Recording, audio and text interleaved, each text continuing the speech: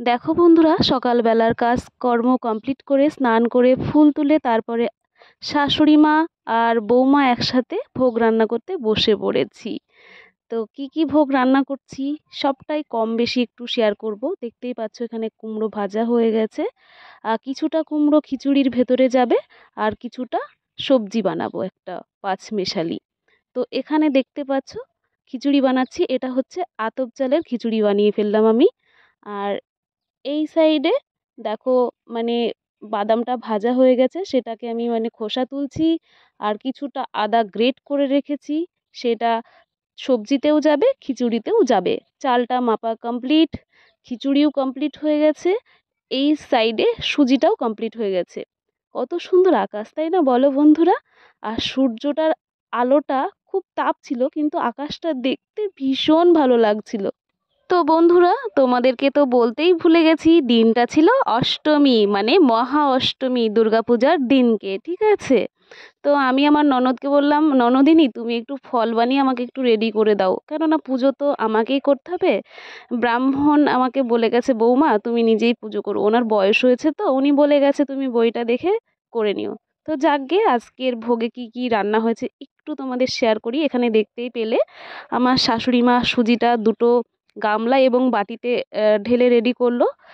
আর এই সাইডে আমার ছোট বাবা, মানে আমার ননদের ছেলে, একটু দুষ্টুমি করছে, ফল নেবে, বাচ্চা মানুষ তো। তো ওর মা ওকে একটু বকু বকু করলো, আমার মনটা খারাপ হয়ে গেছে, আমি ওকে বললাম যে দেখো ও বাচ্চা মানুষ, ওকে দিয়ে দাও, ঠিক আছে? তো চলো বক বক না করে বলে দিই কী কী রান্না করেছি আজকে ভোগে। তো 5 রকম ভাজা, কলার বড়া, আর সুজি দেখতেই পেলে, লুচি, তারপরে খিচুড়ি, একটা লাবড়ার তরকারি, ঠিক আছে? আর সাথে তো থাকবে নৈবেদ্য, ফল, তারপরে নাড়ু, মোয়া, ঠিক আছে? আমরা যতটা পেরেছি আমাদের সাধ্য অনুযায়ী আমরা চেষ্টা করছি মাকে দেওয়ার জন্য, আয়োজনই চলছে তার। আর মিষ্টি, দই, ছানা এগুলো তো আছেই। দেখো, রান্না করার পরে অনেকটা গরম লাগছে, হট করে একটু গা হাত পাটা ধুয়ে কোনো রকম একটু আজকে শাড়ি পরে নিলাম, ঠিক আছে? আজকে একটু শাড়ি পরে, আলতা পরা হয়নি, খালি পা। আমার শাশুড়ি মা জোর করে বললো, এই আলতা না পরে পুজোতে বসিস না, ঠিক আছে? তো আমার শাশুড়ি মা আমাকে নেদে করে নিজের মেয়ের মতো করেই ডাকে, আমি ভীষণ পছন্দ করি, ঠিক আছে?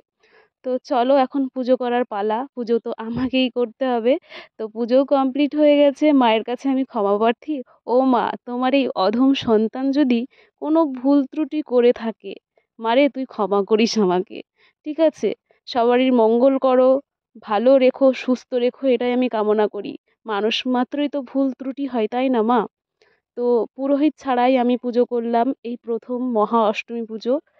এটা হয়তো মানে মায়ের ইচ্ছা, তাই আমার হাত দিয়ে মহা অষ্টমীর পুজো হলো আমার বাড়িতে। তো আমি আমার শাশুড়ি মা একটা লাল পেড়ে শাড়ি পরেছে, আর আমি একটা তাঁতের মধ্যে শাড়ি পরেছি, ঠিক আছে?